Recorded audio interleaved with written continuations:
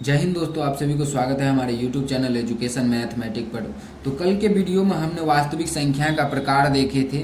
अब फिर से एक बार मैं समझा दे रहा हूँ वास्तविक संख्या का प्रकार। यानी वास्तविक संख्या दो प्रकार के थे, एक परिमेय संख्या और एक अपरिमेय संख्या। परिमेय संख्या भी दो प्रकार के था, एक अपूर्णांक उसके बाद था एक पूर्णांक यानी इंटीजर। इंटीजर को भी दो भाग में हमने डिवाइड कर दिया था, एक ऋणात्मक एक पूर्ण संख्या होल नंबर में। और होल नंबर को भी दो प्रकार से हमने डिवाइड किया था, किसमें? तो एक नेचुरल नंबर यानी प्राकृतिक संख्या और एक जीरो में हमने उसको कन्वर्ट किया था। उसके बाद हम जाने थे कि वास्तविक संख्या के बारे में अगर पूछेगा कि ऊपर से नीचे के तरफ बारे में पूछ लेगा कि वास्तविक संख्या पूर्णांक होता है, तो नहीं, ये पूर्णांक नहीं होता है। पूर्णांक सभी वास्तविक संख्या होता है, ऐसे नीचे से ऊपर जाने का ये। उसके बाद हम बात करेंगे कंपोजिटिव नंबर यानी कंपोजिटिव नंबर का भाज्य संख्या, यानी एक से बड़ी वह संख्या जिसका गुणनखंड दो से अधिक हो, जिसका गुणनखंड तीन हो, यानी तीन से ज़्यादा भी हो सकता है वो चलेगा, दो से कम नहीं होना चाहिए, दो से अधिक होना चाहिए। तो उसके बाद हम देखे थे कि सबसे छोटा भाज्य संख्या क्या है? 4 है। तो हम एग्जाम्पल भी दिए थे, 4, 6, 8, 9, 10, 12, ये सब क्या था? एग्जाम्पल दिए हुए थे कंपोजिट नंबर यानी भाज्य संख्या का। उसके बाद है सबसे छोटा समभाज्य संख्या 4 होता है, सबसे छोटा विषम भाज्य संख्या 9 होता है। अब हम जानेंगे क्या? तो ये है नंबर सिस्टम का अभाज्य संख्या यानी प्राइम नंबर। प्राइम नंबर के बारे में हम जानकारी लेंगे। प्राइम नंबर क्या है? तो प्राइम नंबर क्या है? एक से बड़ी वह संख्या जिसका गुणनखंड केवल और केवल 2 हो। एक से बड़ी वह संख्या जिसका गुणनखंड केवल और केवल क्या हो? 2 हो। केवल और केवल 2 हो तो कौन सा है संख्या? उसका हम एग्जाम्पल देते हैं। तो वो संख्या क्या है? उसका एग्जाम्पल है 2, 3, 5, 7, 11 के बाद हो गया 13 का क्या हो गया? 13 के बाद 17, 19 के बाद कितना हो जाएगा? 23। ये सब क्या हो गया? ये प्राइम नंबर यानी सबसे छोटा भाज्य संख्या क्या होता है? सबसे छोटा भाज्य संख्या 2 है। सबसे छोटा भाज्य संख्या 2 है। उसके बाद है सबसे छोटा सम भाज्य संख्या, तो सम भी है, सम संख्या भी है तो 2 है। विषम संख्या है, विषम अभाज्य, सबसे छोटा विषम अभाज्य, तो सबसे छोटा विषम अभाज्य क्या है? 3 है। क्या है? 3 है। और नोट में हमने एक लिखे हैं कि सम संख्या यानी एक न ही भाज्य संख्या है और न ही अभाज्य संख्या है। एक क्या है? न ही भाज्य संख्या है और न ही अभाज्य संख्या है। उसके बाद आता है परिमेय संख्या। परिमेय संख्या के अंतर क्या आता है, ये सब का जानकारी दे रहे हैं कि परिमेय संख्या को ऐसा संख्या जिसे हम p/q के रूप में लिख सके। क्या करें? p/q के रूप में लिख सके, यानी p/q के रूप में हम लिखेंगे और q नॉट इक्वल टू 0, यानी q का मान 0 नहीं होना चाहिए। और p और q क्या है? एक पूर्णांक है। p और q क्या है? एक पूर्णांक है। उसके बाद आता है कि परिमेय संख्या, प्राकृतिक संख्या, उसके बाद पूर्ण संख्या, पूर्णांक है। उसके बाद शांत दशमलव यानी टर्मिनेटिंग डेसिमल। उसके बाद अशांत आवर्ती यानी क्या हो गया? Repeating decimal. तो सबसे पहले हम यहाँ पे जानेंगे कि शांत दशमलव है क्या। शांत दशमलव है क्या? तो सबसे पहले शांत दशमलव का ऊपर से हम एग्जाम्पल देते जा रहे हैं। प्राकृतिक संख्या कहाँ से शुरू होता है? 1 से शुरू होता है। 1, 2, 3, 4 ... ये क्या हो गया? प्राकृतिक संख्या। उसके बाद है पूर्ण संख्या। पूर्ण संख्या यानी गिनती के संख्या में 0 शामिल कर देंगे तो क्या हो जाएगा? पूर्ण संख्या। तो 0 इसमें लगा देंगे। 1, 2, 3, 4, ये भी ... हो गया। उसके बाद आता है पूर्णांक। पूर्णांक यानी इंटीजर नंबर। इंटीजर नंबर में क्या है? ये निगेटिव भी रहेगा, पॉजिटिव भी रहेगा, पर भिन्न में नहीं रहेगा। क्या होगा? भिन्न में नहीं रहेगा। यानी भिन्न का मतलब क्या होता है? बट्टा। जैसे ये हो गया 15/7, ये ऐसा बट्टा में नहीं रहना चाहिए। क्या होना चाहिए? बट्टा में नहीं रहना चाहिए। उसके बाद हम देखेंगे कि इसका पूर्णांक कहाँ से शुरू होता था। ये माइनस भी था, -3, -2, -1, -0, प्लस का फिर 1, प्लस का फिर 2, प्लस का फिर 3, ये ... इधर अनंत तक चला जाता था, इधर भी अनंत तक चला जाता था। उसके बाद क्या है, शांत दशमलव। तो शांत दशमलव क्या हो सकता है, पहले हम पढ़े होंगे 0 मान लो जो 7 है, 0.7 है। अगर दशमलव को हटाना है तो क्या करना है, दशमलव को हटाना है तो क्या करना है, इसको हम 7/10 कर देंगे। क्या कर देंगे, 10 कर देंगे, 7/10 हो गया। उसके बाद आते हैं दूसरा एग्जाम्पल, इसमें और दे, यानी 35 दशमलव मान लो ये रहा 35/5। ये दशमलव को हटाने के लिए क्या करेंगे, 35/10, यानी दशमलव के बाद जितना अंक रहेगा उतना जीरो आएगा एक पे, यानी एक अंक काट के कितना बचेगा, 5 दूना 10, 7 बचे 35, यानी 7/2 बचा। उसके बाद आता है अशांत आवर्ती। अशांत आवर्ती में क्या होता है, अशांत आवर्ती तो यह होता है जो आते रहता है, इसका अंत नहीं रहता है। जैसे देखो 0.3 या ऐसा दिया रहेगा कि 0.3 पर रेकरिंग दिया रहेगा। इसको क्या करेंगे, 0 कर देंगे 0, फिर 3 का वैसे को वैसे उतार देंगे, और जितने अंक पर रेकरिंग है ना, जितने अंक पर रेकरिंग है उतना क्या करेंगे, 9 डाल देंगे। क्या करेंगे, 9 डाल देंगे। तो ये क्या हो गया, 3/9। ये काट के क्या बचा, 1/3 बचा। अब इसका हम एग्जाम्पल समझेंगे कि परिमेय संख्या का एग्जाम्पल क्या सब होता है। परिमेय संख्या का एग्जाम्पल क्या सब होता है, अगर परिमेय संख्या के एग्जाम्पल में सब होता है, सब खाली पाई क्या है, पाई एक अपरिमेय संख्या है, वो भी हम लिखा देंगे अगले नोट में करके। पाई एक अपरिमेय संख्या है। अगर पाई का मान दिया रहे तो परिमेय संख्या होगा। पाई का मान कितना होता है, 22/7। अगर 22/7 पूछे कि 22/7 क्या है, तो वो क्या है, एक परिमेय संख्या है। क्या है, वो एक परिमेय संख्या है। अगर हम दिखा दे हैं यहाँ पे 0 भी क्या है, एक परिमेय संख्या है। 0 के बाद कितना है, 4 भी एक परिमेय संख्या है। √16 क्या है, एक परिमेय संख्या है, यानी √16 का वर्गमूल कितना आता है, 4। निकाल दो इसको वर्गमूल से। माइनस भी को माइनस अगर दे देगा, √25 क्या है, माइनस में √25 क्या है, तो ये 25 का वर्गमूल कितना होगा, 5, माइनस का 5 क्या है, एक परिमेय संख्या है।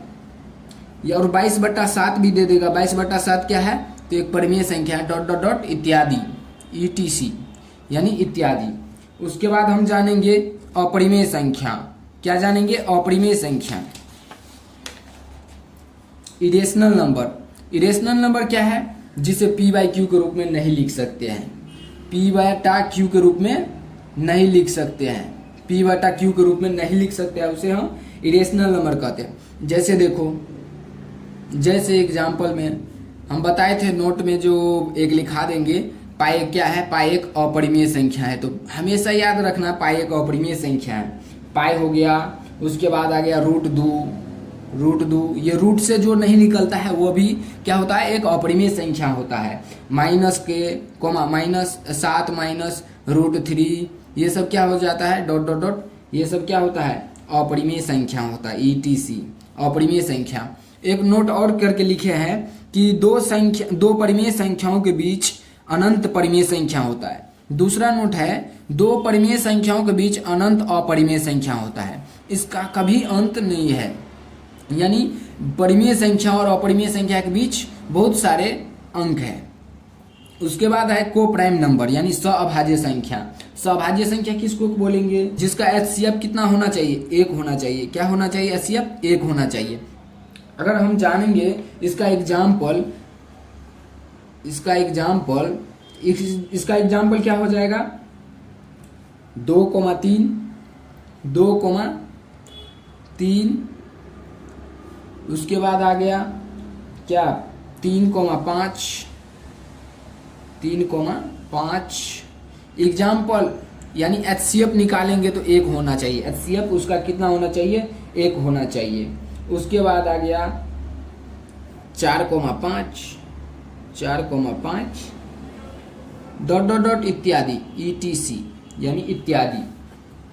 उसके बाद आता है जुड़वा अभाज्य संख्या। जुड़वा अभाज्य संख्या किसको बोलेंगे, वह संख्या जो दोनों अभाज्य संख्या हो। क्या हो, वह संख्या जो दोनों अभाज्य हो तथा दोनों के बीच का अंतर 2 होना चाहिए। कितना होना चाहिए, दोनों के बीच का अंतर 2 होना चाहिए। तो सबसे पहले हम देखेंगे, इधर देखो, जैसे अंतर 2 का होना चाहिए। कितना होना चाहिए? अंतर 2 होना चाहिए। अगर हम इधर देते हैं एग्जाम्पल के लिए 2,3, इसके बीच का अंतर देखो 1 का है, तो ये नहीं होगा। क्या होगा? ये नहीं होगा।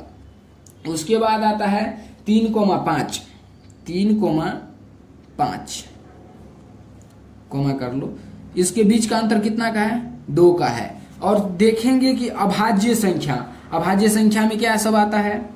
हाँ, अभाज्य संख्या, तो अभाज्य संख्या में क्या आता है? 2 आता है, 3 आता है, 5 आता है, 7 आता है, 7 के बाद कितना आता है? 11 आता है। ये ऐसा, तो ये क्या होगा? सही होगा।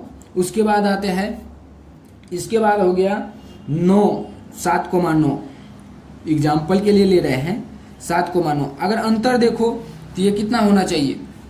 अंतर इसका कितना का होना चाहिए? 2 का अंतर होना चाहिए। और दोनों क्या होना चाहिए? अभाज्य संख्या। क्या होना चाहिए? अभाज्य संख्या।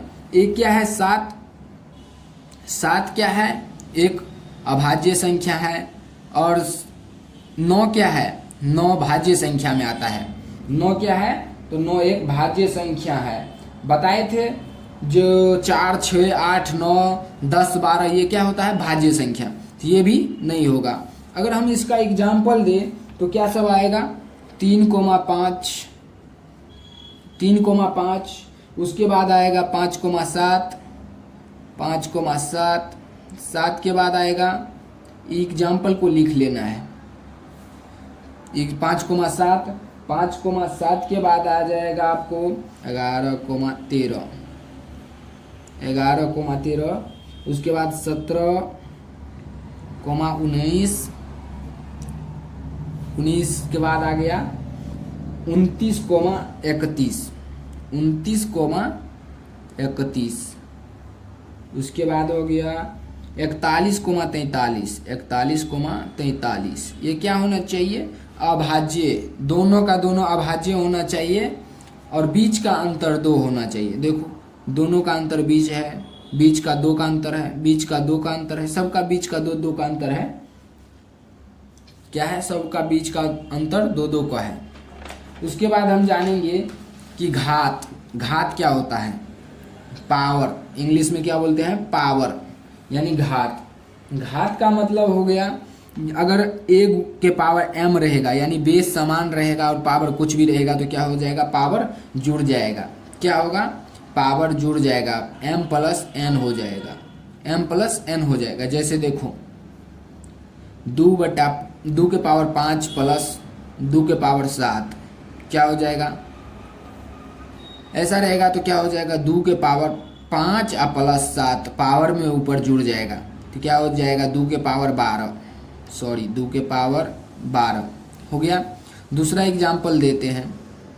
दूसरा एग्जाम्पल, अगर 5 के पावर 3 रहेगा, फिर पावर में कुछ भी अलग हो सकता है, अलग भी हो सकता है, इसलिए हम दिए हैं m और n, यानी m n अलग है, पावर बेस सेम होना चाहिए। क्या होना चाहिए? बेस सेम होना चाहिए, बेस सेम होना चाहिए। 5 के पावर 5 दे रहे हैं। अब क्या हो जाएगा? तो 5 के पावर सीधे डायरेक्ट कर दो, इस दोनों को जोड़ दो। गुना में रहेगा तो जोड़ने का, अगर भाग में रहेगा तो क्या करने का? घटाने का। m बटा n रहेगा, यानी a के पावर m बटा n रहेगा, तो क्या करेंगे? घटाएंगे। उसको क्या करेंगे? हम घटाएंगे। तो a के पावर m माइनस n क्या होगा? a के पावर m माइनस n, यानी इधर देखो बेस सेम सेम होना चाहिए। बेस सिर्फ 5/5 और क्या हो जाएगा इधर? 5/4। दूसरा का एग्जाम्पल है, क्या हो जाएगा? 5 के पावर 5 माइनस 4, यानी 5 के पावर 5, यानी एक पावर में 1 रहता है। ये 1 लिखाता नहीं है पर 1 है, यानी 5 बचा। फिर इसका दूसरा एग्जाम्पल ले लेते हैं। 6 के पावर 5, इधर ले लेते हैं 6 के पावर 3। क्या करेंगे? 6 के पावर 5 में से 3 को घटाएंगे, क्या बचेगा? 6 के पावर 2, यानी 36। इसका आंसर कितना हो गया? 36।